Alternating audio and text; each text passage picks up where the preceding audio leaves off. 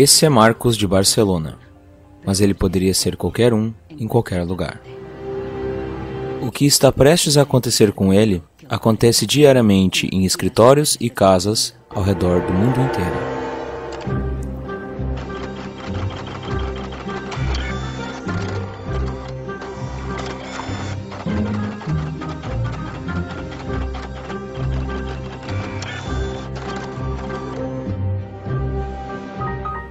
Uma parte dentro da impressora falhou e o fabricante manda ele para assistência técnica.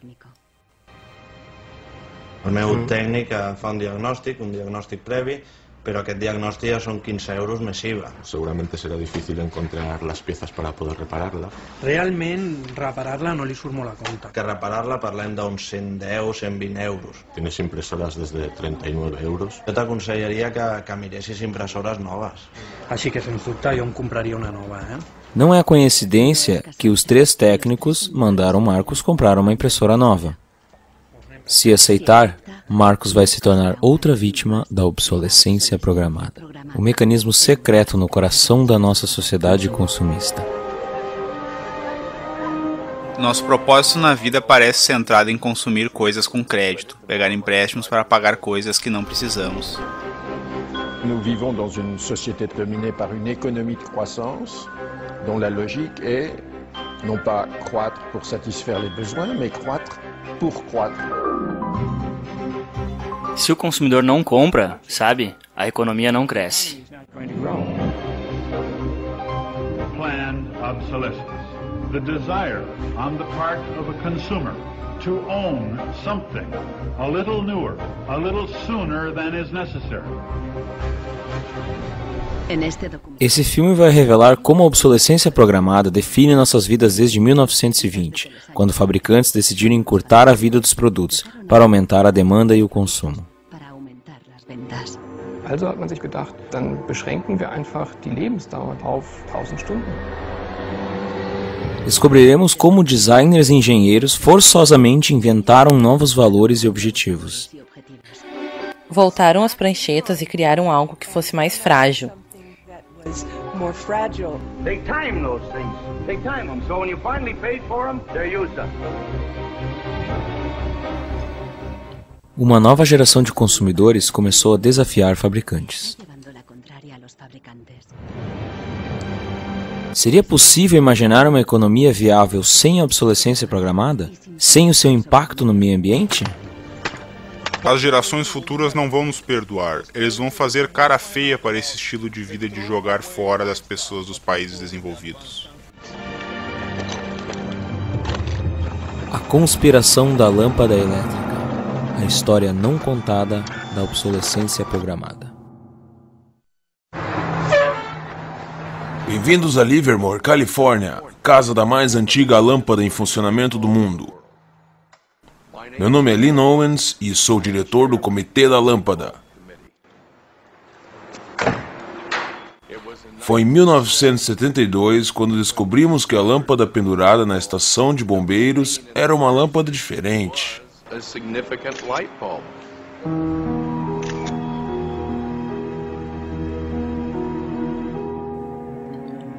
A lâmpada nos bombeiros de Livermore está iluminando continuamente desde 1901. Ironicamente, a lâmpada já durou mais que 2 webcams.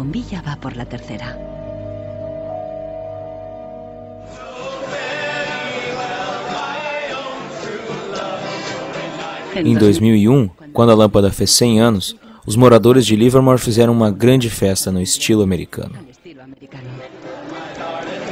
Se houvesse umas 200 pessoas, ficaríamos felizes. E acabamos com 800 a 900 pessoas comparecendo.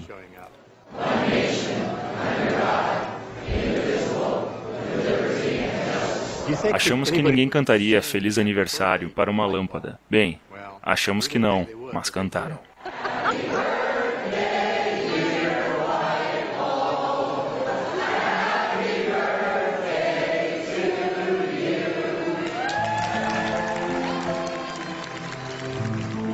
Esta lâmpada era produzida em uma cidade chamada Shelby, em Ohio, em 1895, e montado por moças, cuja foto temos aqui.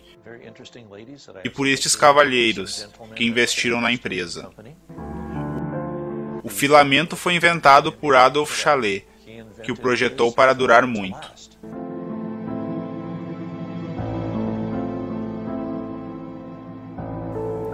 Como este filamento dura tanto, eu não sei. É um segredo dele, que morreu com ele. A fórmula de Chalet para um filamento de longa duração não é o único mistério na história da lâmpada elétrica. Um segredo muito maior é como uma pequena lâmpada foi a primeira vítima da obsolescência programada.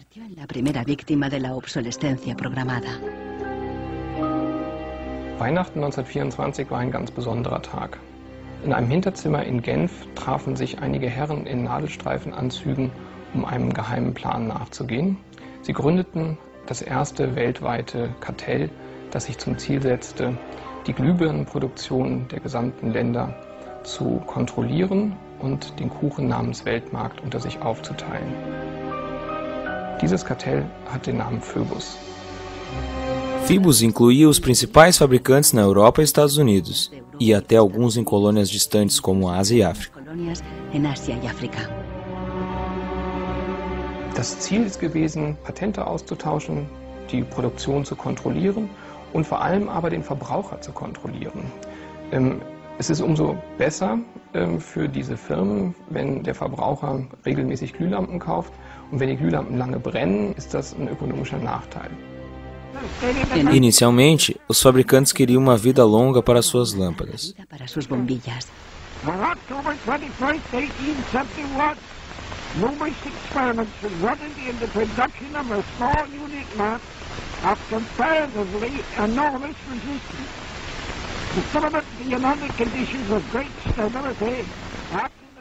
A primeira lâmpada comercial de Thomas Edison, à venda em 1881, durou 1.500 horas.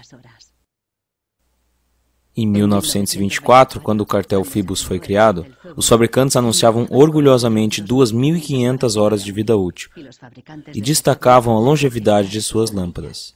Also hat man sich bei Phoebus gedacht, dann beschränken wir einfach die Lebensdauer dieser einzelnen Glühbirnen auf 1000 Stunden. 1925 wird ein entsprechendes Komitee gegründet, das 1000-Hour Life Committee, was sich zum Ziel setzt, auf technischer Basis die Lebensdauer der Glühlampen auf diese Brenndauer zu beschränken. Mais de 80 anos depois, Helmut Hugge, um historiador de Berlim, encontra provas das atividades do comitê escondidas nos documentos internos dos fundadores. Empresas como Philips na Holanda, Osram na Alemanha e Companhia da Lâmpada na França. Aqui temos um documento do cartel que diz: a vida média de lâmpada para uso geral não deve ser garantida, publicada ou oferecida por outro valor que não seja 1000 horas.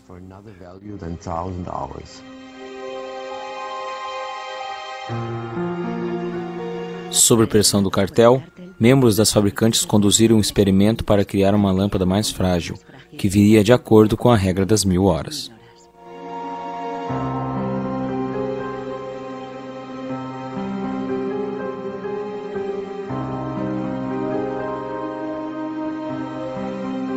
Toda a produção era monitorada para que membros do cartel cumprissem. Eine Maßnahme bestand beispielsweise darin, einen Prüfstand zu errichten, in dem viele kleine Sockel zu finden sind, in die dann wiederum einzelne Exemplare aus verschiedenen Produktionsreihen eingeschraubt wurden, und Firmen wie Osram haben dann genauestens protokolliert, wie lange diese Lampen brannten. Phoebus forçou suas regras através de uma elaborada burocracia.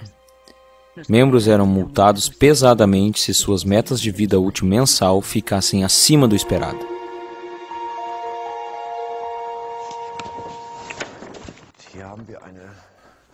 Aqui temos uma lista de multas de 1929. Era quantos francos suíços as empresas tinham que pagar, por exemplo, quando a vida da lâmpada fosse de 1500 horas. Zum Beispiel 1500 Stunden.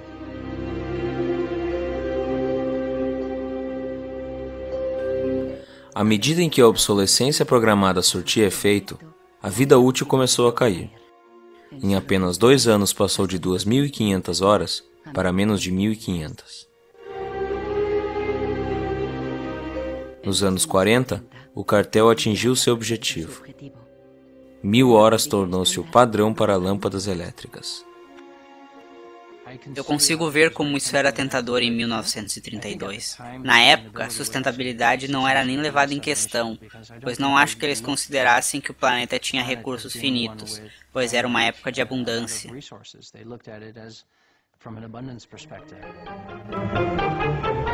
Ironicamente, a lâmpada sempre foi um símbolo de ideias e inovação, e acabou sendo o melhor e mais antigo exemplo de obsolescência programada.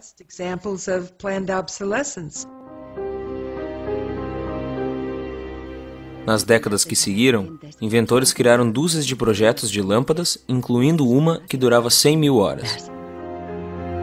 Nenhuma delas chegou ao mercado.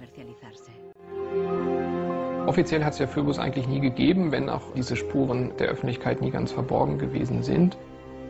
Die Strategie dahinter ist, sich in bestimmten Zeitabständen immer wieder umzubenennen. Dann heißt es mal internationales Elektrizitätskartell, dann mal wieder irgendein anderer Name. Entscheidend ist, dass diese Idee als Institution natürlich weiter besteht.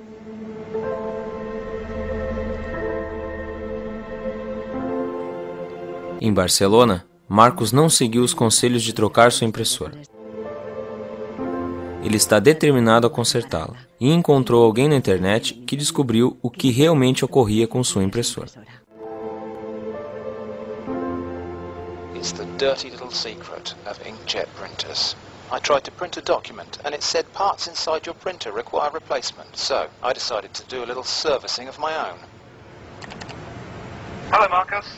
I got your message. Marcos contatou o autor do vídeo. How are you?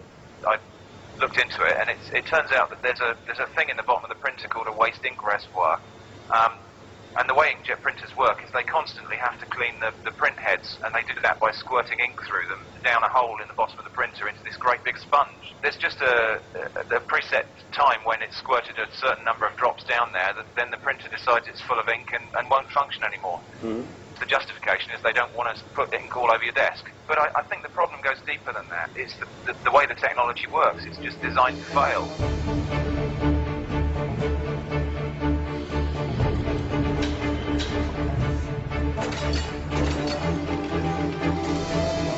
A obsolescência programada surgiu ao mesmo tempo que a produção em massa e a sociedade de consumo.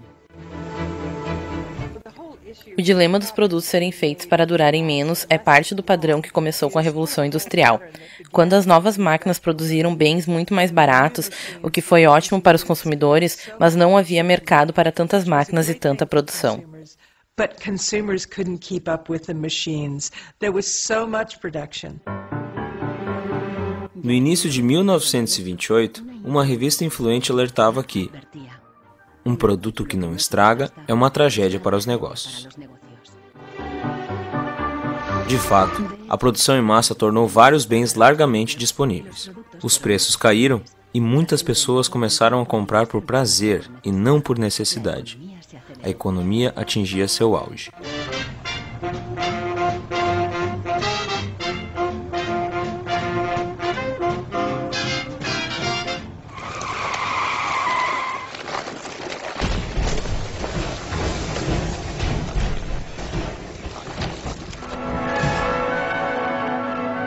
Em 1929, a sociedade de consumo emergente parou, quando Wall Street quebrou e jogou os Estados Unidos em uma profunda recessão.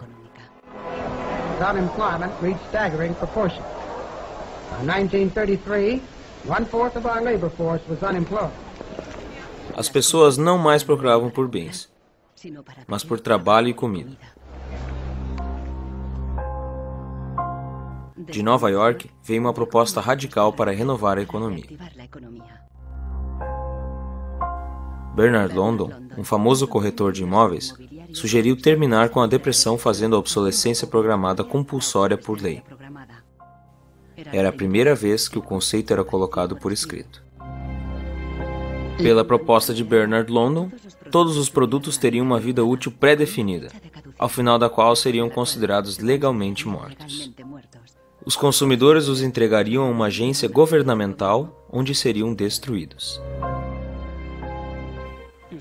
Ele tentava chegar a um equilíbrio entre trabalho e o capital, onde sempre haveria um mercado para novos produtos, sempre haveria demanda para o trabalho e lucro para o capital. Bernard London acreditava que com a obsolescência compulsória, a indústria se manteria produzindo, as pessoas se manteriam consumindo e todos teriam empregos.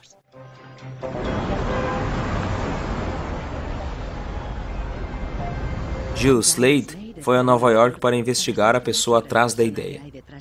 Ele queria descobrir se a obsolescência de Bernard London se tratava apenas de lucros ou se tentava ajudar os desempregados.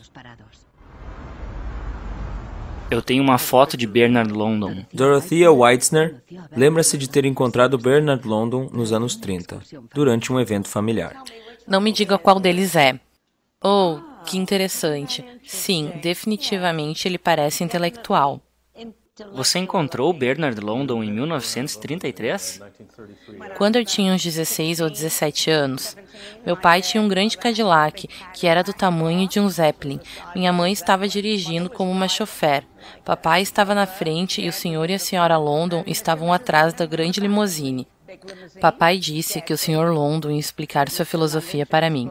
Era um homem interessante, e ele me disse, em poucas palavras, qual era a sua ideia para reduzir a depressão, pois estávamos em uma bagunça econômica que era pior do que hoje.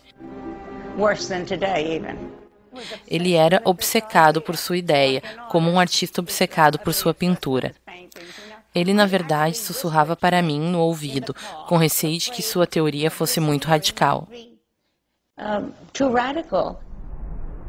Na verdade, a proposta de Bernard London foi ignorada, e a obsolescência obrigatória por lei nunca foi colocada em prática.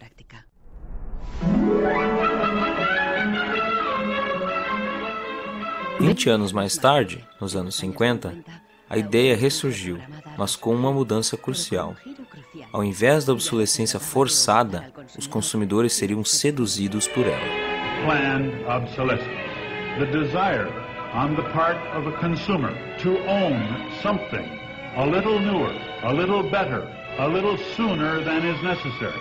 We certainly in America and by now... Esta era a voz de Brooks Stevens, o apóstolo da obsolescência programada nos Estados Unidos pós-guerra. Este exuberante designer industrial criou de tudo, de utilidades domésticas a carros e trens, sempre com a obsolescência programada em mente. No espírito da época, os projetos de Brooks Stevens transmitiam velocidade e modernidade, e até mesmo sua casa era diferente. Esta é a casa que meu pai projetou e onde cresci. Quando ela foi construída nos subúrbios, todos achavam que seria a nova rodoviária, porque ela não se parecia com uma casa tradicional. Uma das coisas mais importantes que meu pai sempre cuidava em um produto era que deveria haver uma mensagem. Ele detestava produtos que não diziam nada ou que não criassem algum desejo no consumidor que inspirasse a compra. Unlike the European approach of the past where they tried to make the very best product and make it last forever, meaning you bought such a fine suit of clothes that you were married in it and then buried in it and never a chance to renew it. The approach in America is one of making the American consumer unhappy with the product that he has enjoyed the use of for a period, have him pass it on to the second-hand market and obtain the newest product with the newest possible look. Brooks Stevens viajava pelos Estados Unidos promovendo a obsolescência programada e, discurso após discurso, sua teoria virou a moda do momento.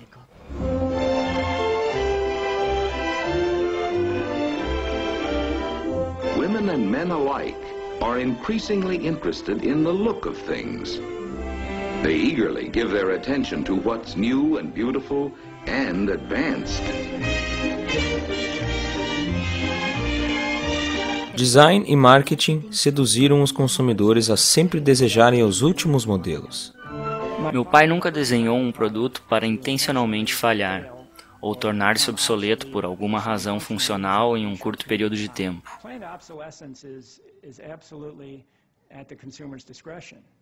Ninguém forçava o consumidor a entrar numa loja e comprar um produto. Eles faziam isso por escolha própria. They go in under their own free will. That's their choice.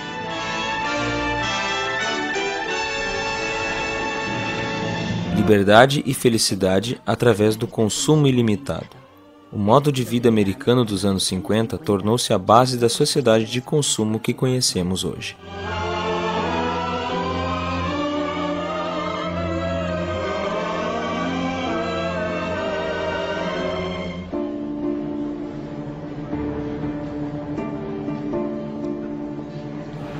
Sem a obsolescência programada, este lugar não existiria. Não haveriam produtos, nem indústrias, nem designers ou arquitetos, nem vendedores, nem faxineiros, nem guardas de segurança. Não haveria nenhum emprego. De quanto em quanto tempo vocês trocam de celulares? Uma vez por ano? Atualmente, a obsolescência programada é parte intrínseca do currículo das escolas de engenharia e design. Boris Knuth ensina o conceito de ciclo de vida dos produtos, um eufemismo moderno para a obsolescência programada.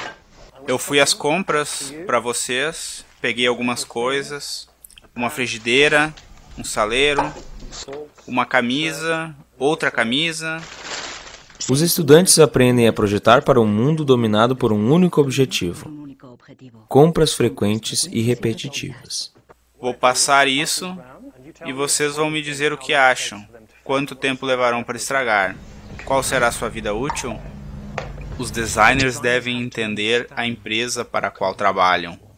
A empresa decide, por um modelo de negócios, o quão frequente querem que troquemos os produtos oferecidos. Portanto, esta aula é voltada para os designers, e eles têm que entender e projetar os produtos desta forma, para cumprir exatamente a estratégia do cliente para o qual eles trabalham. A obsolescência programada foi a base do crescimento econômico que o mundo ocidental viveu desde os anos 50. Desde então, crescimento tem sido o objetivo sagrado de nossa economia.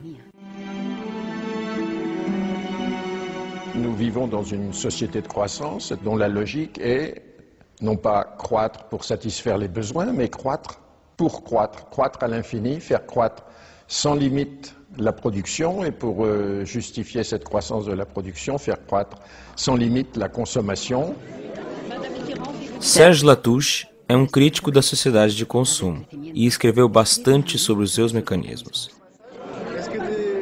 Au fond, il y a trois instruments fondamentaux qui sont la publicité, l'obsolescence programmée et le crédit.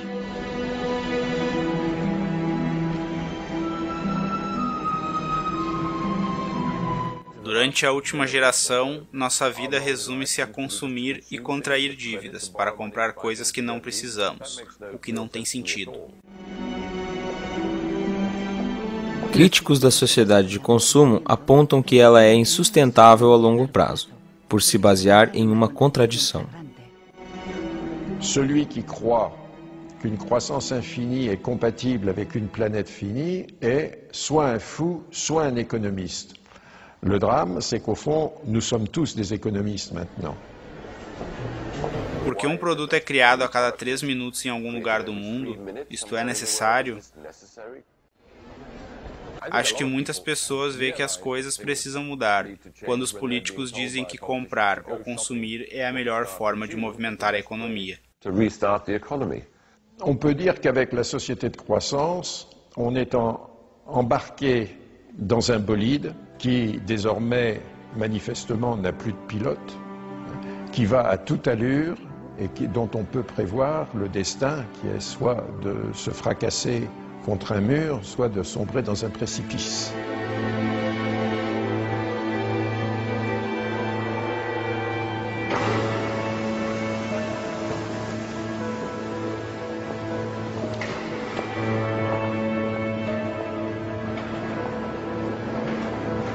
Lendo os manuais de serviço de várias impressoras, Marcos descobriu que a vida útil de muitas delas é definida pelos engenheiros desde o início.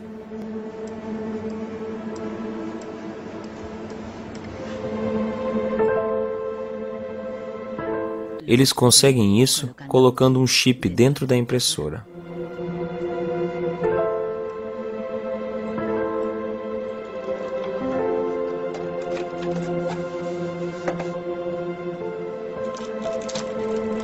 Hi ha trobat el xip, que és una EEPROM, que és un xip on es guarda una compta d'impressions.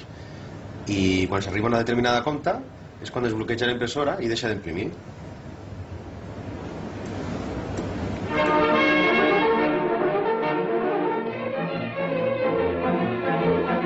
Como os engenheiros se sentem ao desenhar produtos para falharem?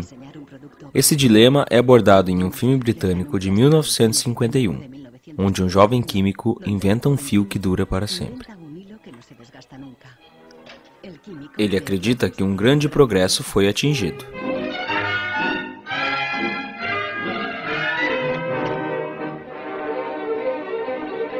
Mas nem todos ficam contentes com sua descoberta. E logo ele se encontra ameaçado, não só pelos fabricantes, mas também pelos trabalhadores, temendo por seus empregos.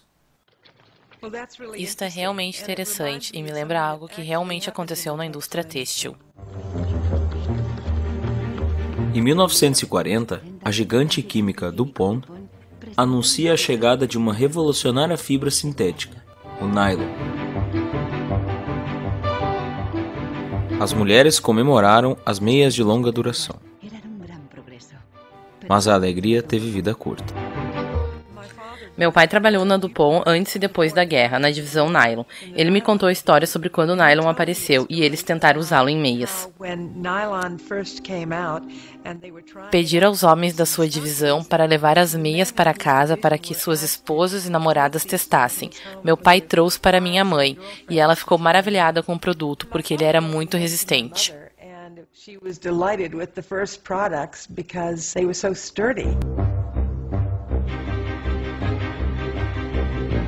Os químicos da DuPont tinham tudo para se orgulhar de seu feito, pois até os homens testemunhavam a robustez das meias. O problema era que elas duravam demais. As mulheres estavam muito felizes pelo fato de que elas não rasgavam. Infelizmente, isso significava que a empresa que produzia as meias não iria vendê-las em quantidade. A DuPont deu novas instruções ao pai de Nicholas Fox e seus colegas. Mandou os homens da sua divisão de volta às pranchetas, para que fizessem as fibras mais fracas e inventasse algo que fosse mais frágil e que rasgasse, para que as meias não durassem tanto.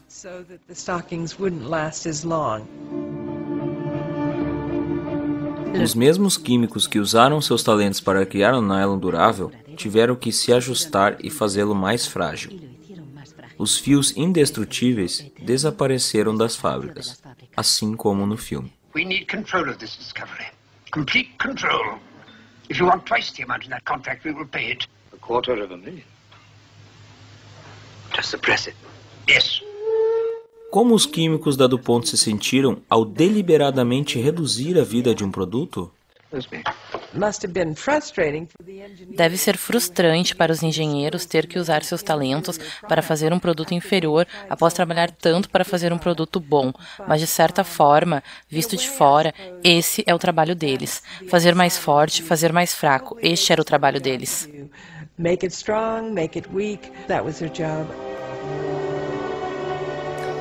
Engenheiros enfrentam um problema ético complicado. Esta confrontação com a obsolescência programada faz com que examinem seus mais básicos conceitos éticos. Há uma escola conservadora que acredita em fazer um produto permanente, que nunca estrague. E há uma nova geração de engenheiros voltada ao mercado, que está claramente interessada em fazer o produto mais descartável possível. E este debate termina com a nova geração de engenheiros vencendo.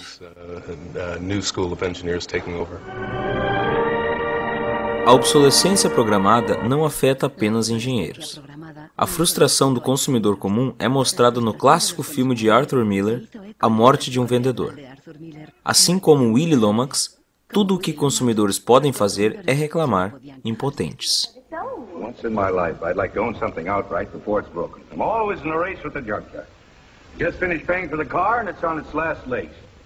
The refrigerator consumes belts like a crazy maniac. They time those things. They time them, so when you finally paid for them, they're used up. Mal sabem os consumidores que, do outro lado da cortina de ferro, nos países do bloco oriental, havia toda uma economia sem obsolescência programada.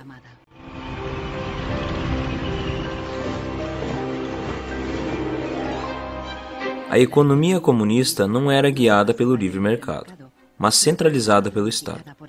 Era ineficiente e atormentada pela falta crônica de recursos. Num sistema assim, a obsolescência programada não fazia sentido.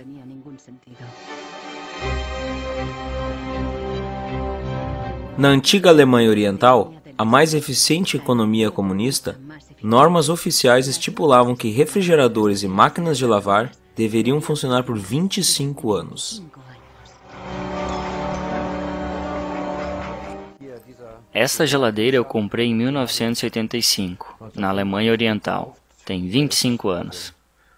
A lâmpada tem a mesma idade, nunca foi trocada. Também tem 25 anos. Em 1981, uma fábrica de lâmpadas de Berlim Oriental lançou uma lâmpada de longa duração. Eles a levaram a uma feira internacional à procura de compradores do Ocidente. Quando a Alemanha Oriental, em 1981, apresentou esta lâmpada em uma feira em Hanover, nossos colegas do Oeste disseram: "Vocês vão nos deixar desempregados." E nós, engenheiros de Narva, respondemos: "Pelo contrário. Economizando recursos e não desperdiçando tungstênio, nós vamos manter os empregos de todos." Os compradores do Ocidente rejeitaram a lâmpada. Em 1989, o Muro de Berlim foi derrubado. A fábrica foi fechada e a lâmpada parou de ser produzida. Hoje, ela pode ser vista em exposições e museus.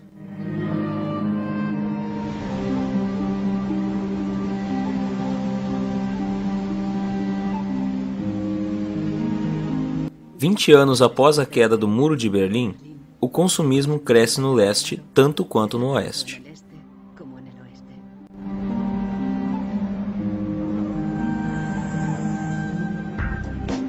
Mas há uma diferença. Na era da internet, os consumidores estão prontos para lutar contra a obsolescência programada. O primeiro movimento importante que fizemos foi o filme contra o iPod. Eu estava completamente quebrado após comprar um iPod por $500. E 8 ou 12 meses depois, a sua bateria morreu. Eu liguei para a Apple pedindo para trocarem a bateria e a política deles na época mandava os usuários comprarem um novo. Was to tell their customers to buy a new iPod. Might as well go get a new one. Apple doesn't offer. No. Apple doesn't offer a new battery for the iPod? No. Não era a bateria ter morrido que me irritava, porque no meu celular Nokia a bateria morre e eu compro uma nova. E mesmo em meu laptop Apple, quando a bateria morre, pode-se trocá-la. Mas no iPod, que era caro, quando a bateria morria, você tinha que trocá-lo inteiro. Então, meu irmão teve a ideia de fazer um filme sobre isso. Usamos um gabarito tipo stencil e spray e marcamos todos os anúncios de iPod que achamos na cidade. A bateria do iPod não pode ser trocada e dura só 18 meses.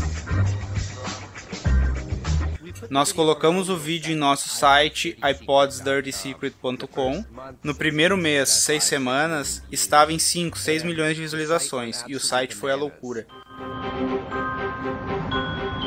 Uma advogada de São Francisco, Elizabeth Pritzker, soube do vídeo e, junto com seus associados, decidiu processar a Apple pela vida útil da bateria do iPod. Meio século após o caso das lâmpadas, a obsolescência programada seria julgada de novo. Quando começamos este litígio, 2 anos após o início do iPod, a Apple já havia vendido 3 milhões de iPods nos Estados Unidos. Muitos dos usuários dos 3 milhões de iPods estavam tendo problemas com as baterias e queriam processar. Um deles era Andrew Wesley. Nós selecionamos, entre os consumidores que nos ligaram, pessoas que fossem representativos em uma ação de classe.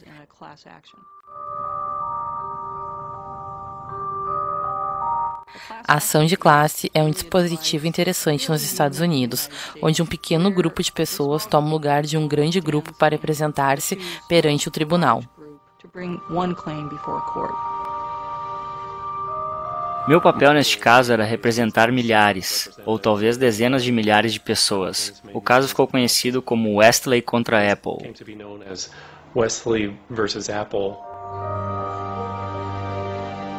Quando meus amigos e família souberam deste grande processo, acharam que eu havia me tornado um radical. Vou processar, seria o novo Erin Brockovich. Em dezembro de 2003, Elizabeth Pritzker entrou com o caso na corte de São Mateus, a apenas algumas quadras da sede da Apple.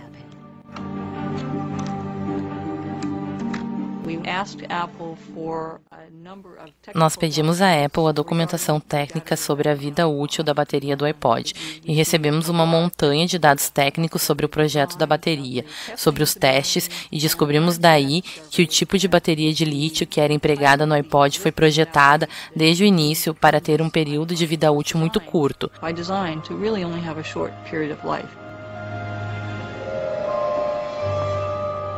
Eu realmente acredito que o projeto do iPod foi intencionalmente feito para ter uma obsolescência programada. Após alguns meses de tensão, as partes chegaram a um acordo. A Apple fez um recall nas baterias e estendeu a garantia para 2 anos. Aos reclamantes foi oferecida uma compensação.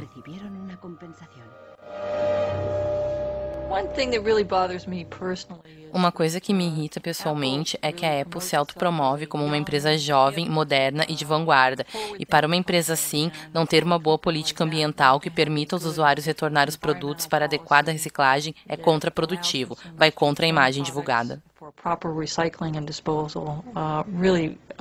It's really counterintuitive and counter to their message.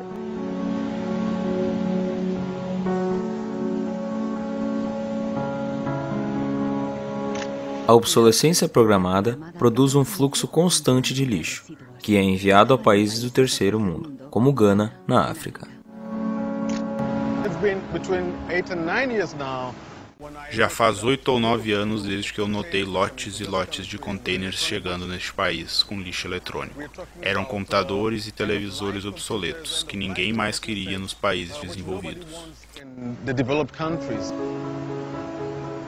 O envio de lixo eletrônico a países do terceiro mundo é proibido por leis internacionais, mas as empresas usam um truque simples. Elas declaram o lixo como produtos de segunda mão. Mais de 80% do lixo eletrônico que chega em Gana é totalmente sem conserto, e lotes inteiros de containers são abandonados em lixões por todo o país. Estamos em um lixão em Agogloshi e no passado tínhamos um lindo rio chamado Odal, que fazia vários meandros nessa área. Antigamente era um rio riquíssimo de peixes e havia uma escola não muito longe daqui, de onde as crianças vinham jogar futebol e brincar no rio. Os pescadores organizavam corridas de barcos, eu me lembro muito bem. Mas agora está tudo acabado, já era. E isso me deixa muito, muito triste e muito furioso. And it makes me angry.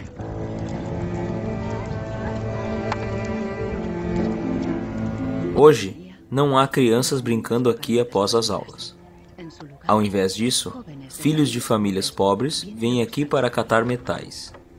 Elas queimam a capa plástica dos fios dos computadores para levar o metal de dentro.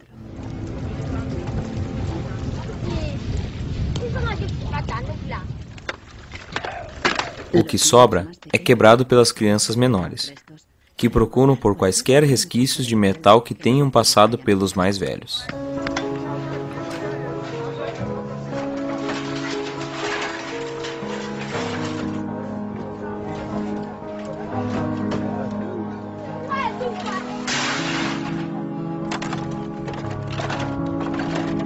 As empresas que enviam esse lixo dizem: estamos tentando quebrar a barreira digital entre a Europa, Estados Unidos e o resto da África, como Gana. Mas a realidade é que estes computadores que eles mandam para cá simplesmente não funcionam.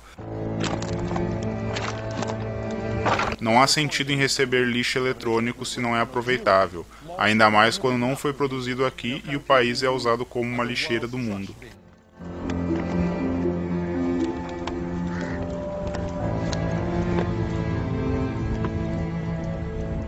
O lixo que por tanto tempo foi escondido de nossas vistas está agora voltando à nossa vida, de uma forma inevitável. A economia do descartável está nos afogando, porque não há mais espaço físico para colocar o lixo. Eu acho que, com o passar dos anos, nós vamos descobrir que o planeta em que vivemos não pode sustentar isso para sempre. Há limite dos recursos naturais e das fontes de energia disponíveis.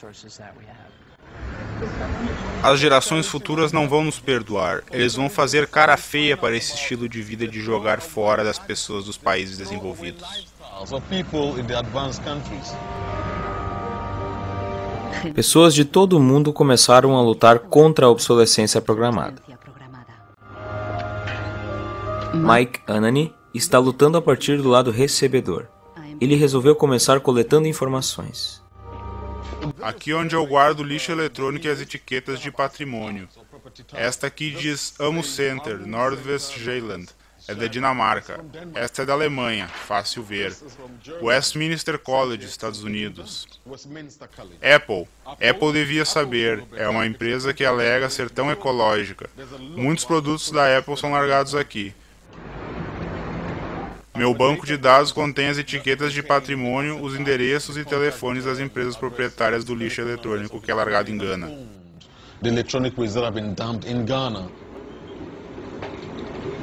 Mike pretende transformar essas informações em evidências para um processo.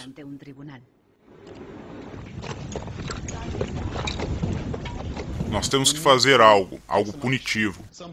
Nós temos que processar as pessoas para que parem de mandar lixo para Gana.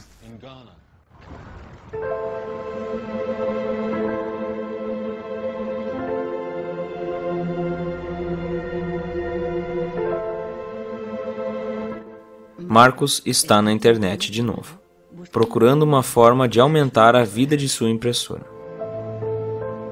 Ele descobriu um site russo que oferece um software grátis para impressoras com os chips contadores. O programador até mesmo explica as suas motivações pessoais. This happens due to bad construction. This is their business model, not a good one for user and environment. So I looked and found a way to make user-friendly software to allow active users reset an input counter. Marcos não sabe o que esperar, mas baixou o programa assim mesmo.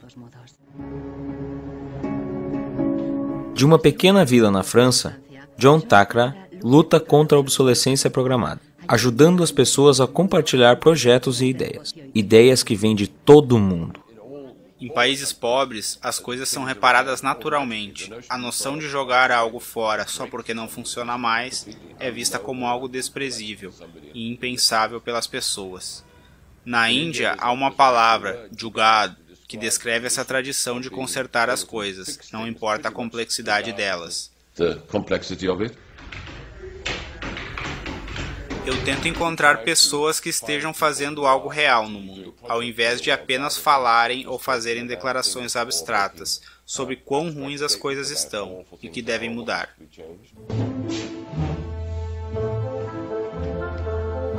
Uma dessas pessoas é Warner Phillips, descendente da dinastia dos fabricantes de lâmpadas.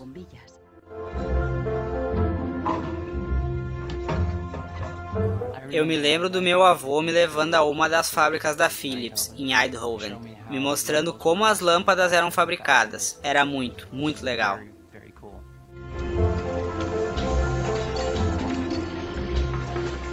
Quase 100 anos após a criação do cartel das lâmpadas, Warner Phillips segue a tradição familiar com outra filosofia.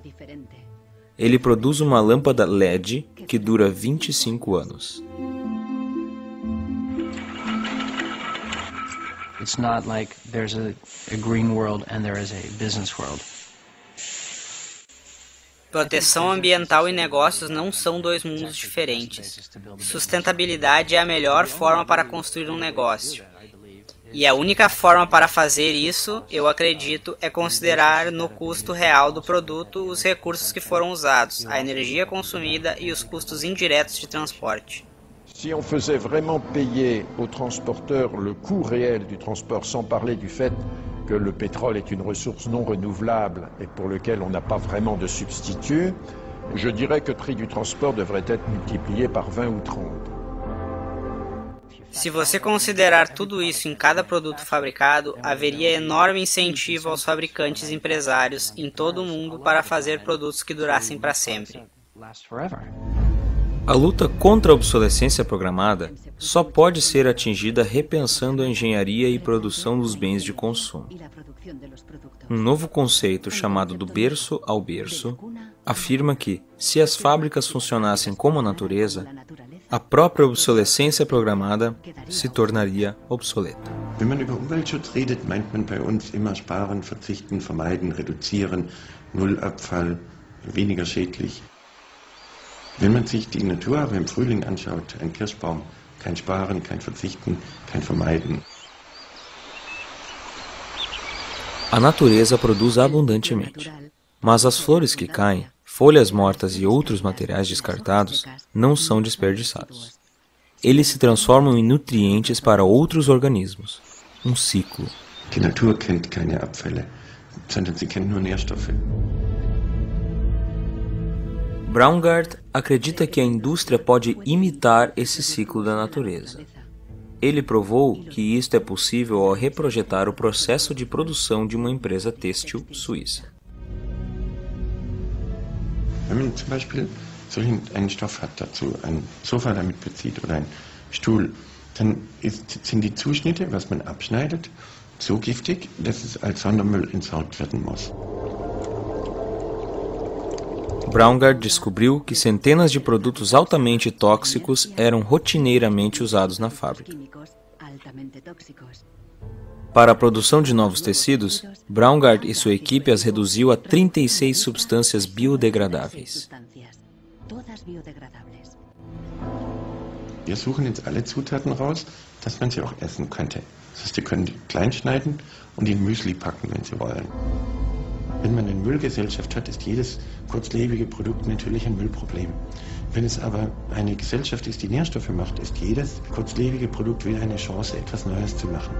Para os mais radicais críticos da obsolescência programada, reformar a produção não é suficiente. Eles querem que repensemos todo o sistema econômico e nossos valores. C'est une vraie révolution. C'est d'abord une révolution culturelle, parce que c'est un changement de paradigme, c'est un changement de mentalité. Essa revolução é chamada decrescimento. Serge Latouche viaja de conferências a conferências, explicando como chegar a isto na sociedade como um todo.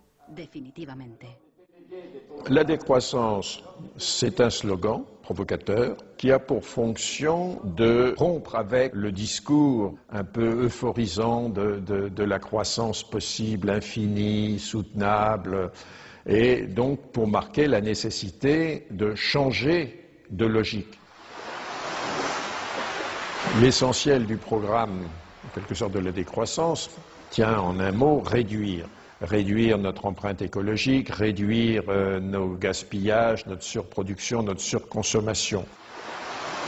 Réduisant la consommation, en réduisant la production, mais en libérant du temps libre, on peut développer d'autres formes de richesse qui ont l'avantage d'être, de ne pas s'épuiser quand on les consomme, comme l'amitié, le savoir. Nós cada vez mais confiamos nos objetos para nos dar o senso de autoestima e identidade.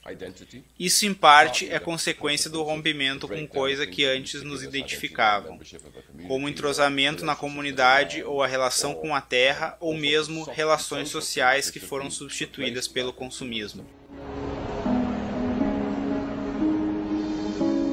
Si le bonheur dépendait du niveau de consommation, on devrait être dans la félicité absolue, parce que nous consommons 26 fois plus que du temps de Marx. Mais toutes les enquêtes montrent que les gens ne sont pas 20 fois plus heureux, parce que le bonheur est toujours quelque chose de subjectif, évidemment.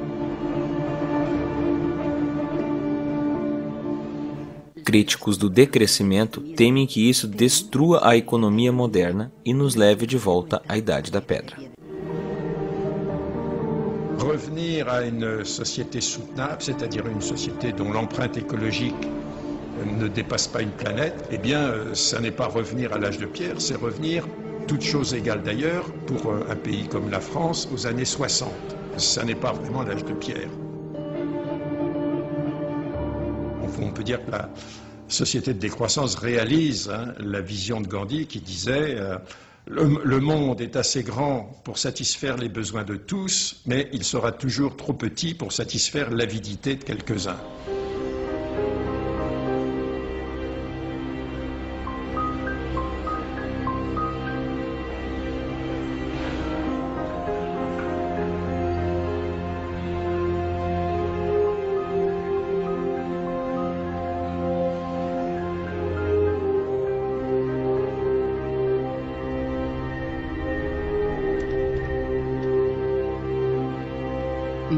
Marcos está instalando o software russo em seu computador.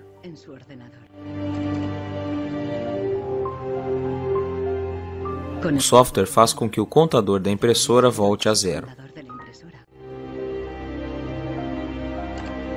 E a impressora imediatamente desbloqueia.